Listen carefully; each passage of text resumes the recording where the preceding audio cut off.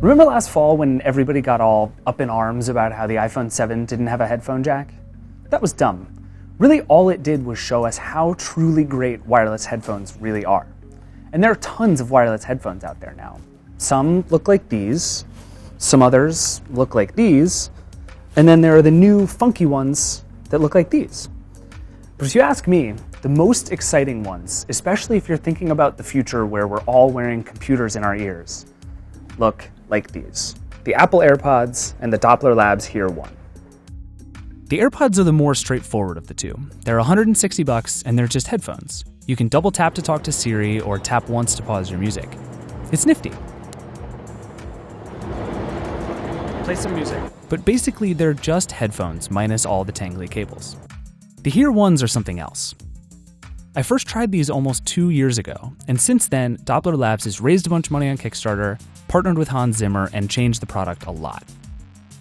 These $300 buds do all the headphone things, Siri and music and phone calls and all that stuff, and do it just about as well as the AirPods.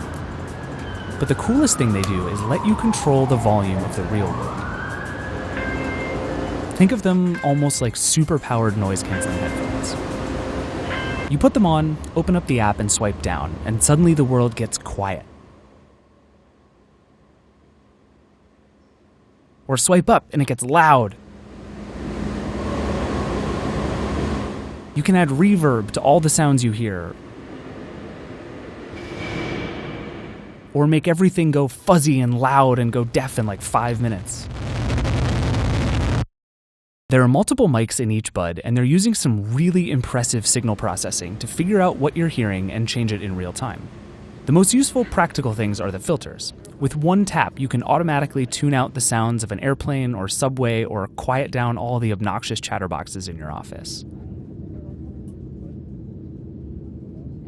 It's really hard to understand until you try it, but I was standing by the subway the other day, and as soon as I pressed the button, all the roaring and whooshing just completely disappeared.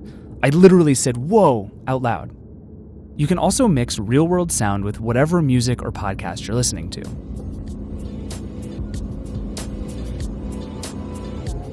If you leave the volume at 0, even when you're playing music, you'll still hear everything happening around you. It all comes through a little mechanical, like you're suddenly in a video game or something, but you can play music and still hear cars coming just fine. It's kind of like you're carrying a speaker in front of you, except that the people around you won't hate your guts. Really, all this tech does work. Honestly, much better than I expected. But there are some big trade-offs to all the Hear One's features. The interface is sort of awkward. You can do a few things by tapping on the headphones, but not all of them, and there's no easy way to learn what's what. If you want to listen to music with no outside sound, which is how most people want to listen to music, you have to go into the app and turn the volume all the way down, which is weird and unintuitive.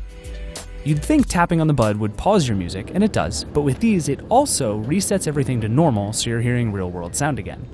It's meant for you to be able to quickly listen to someone, but it feels really strange. The biggest problem by far is the battery. These buds last 2 hours, if that, before you have to put them back in the charging case. The case is good for about 3 charges, but if you're a heavy listener, you're going to be charging this whole kit every single night. The AirPods get more than double that battery life, which is a big deal. The Hear Ones are also kind of confusing just to set up.